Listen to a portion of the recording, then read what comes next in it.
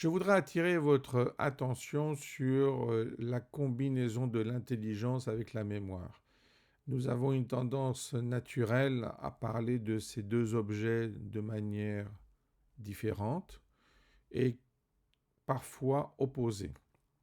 Alors on pourrait dire que l'intelligence est en relation avec la rapidité, avec le temps.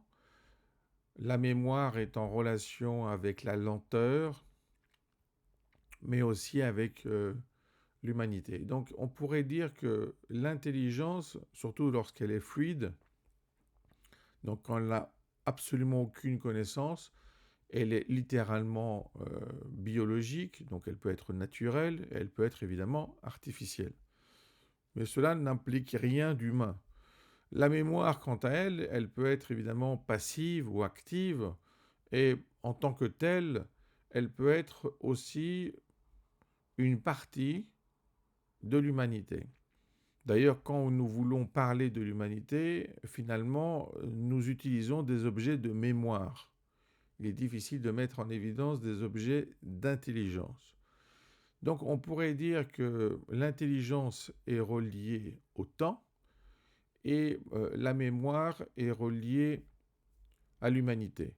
Donc l'intelligence et la mémoire, ce temps et cette humanité font de nous des êtres humains. Imaginez que vous ayez la même intelligence mais sans aucune mémoire. Donc vous n'auriez pas de mémoire cristallisée, vous n'auriez pas non plus une pensée véritablement complexe, si ce n'est au niveau combinatoire. Et en même temps, imaginez le contraire, si vous avez que la mémoire et aucune intelligence. Dans ce cadre-là, vous seriez dans une phase passive, quasiment un système végétatif.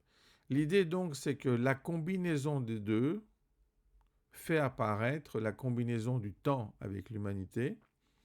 L'intelligence a besoin de la mémoire pour être plus humaine. La mémoire a besoin de l'intelligence pour créer. Donc en fait, on a une création humaine avec la combinaison des deux. En réfléchissant de cette façon, on voit qu'il n'y a plus d'opposition, il y a plutôt une complémentarité, quelque chose qui est nécessaire pour nous définir de manière globale et non locale. Ce n'est plus simplement donc la mémoire qui nous caractérise du point de vue local, comme pourrait le faire l'intelligence, c'est l'apparition de la trace d'une mémoire collective, la mémoire de l'humanité, qui se place dans l'intelligence pour devenir une intelligence humaine, un être humain, un être qui peut vivre dans l'histoire, créer de la stratégie et finalement prendre part à l'œuvre de l'humanité.